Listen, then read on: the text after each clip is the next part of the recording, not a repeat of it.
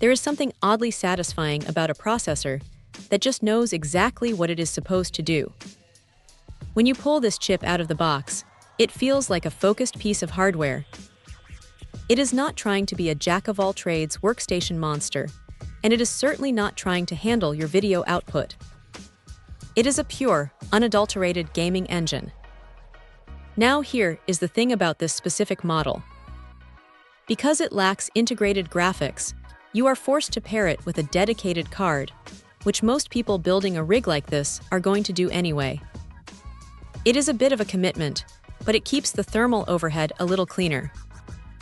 When you get this thing seated into an LGA 1151 socket on a 300 series board, it just snaps into place with that familiar, reassuring weight. It is built on 8 cores and 8 threads, which might make some people pause in an era where hyperthreading is the standard. But honestly, for pure gaming, it is still remarkably snappy.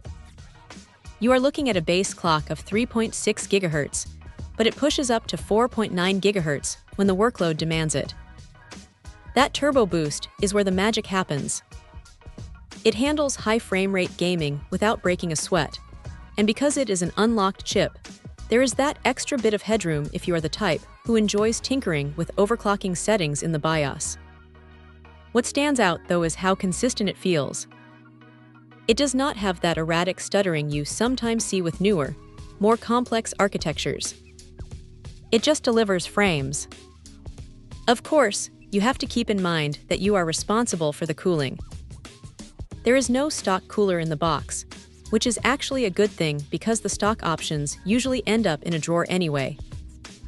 You will want a decent air cooler or an AIO to keep those thermals in check, especially if you plan on pushing that clock speed toward the limit.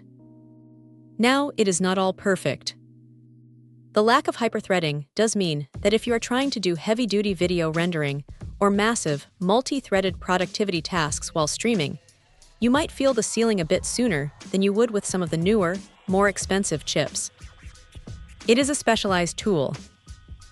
It is meant for someone who wants to build a dedicated gaming machine and wants to put their budget into a beefy GPU rather than paying for integrated graphics they will never use. It is a bit of a relic of a specific time in Intel's lineup, but it is a reliable one.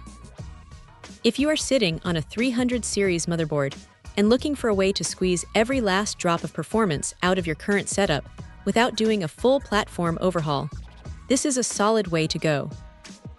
It is straightforward, it is fast, and it does exactly what it says on the tin.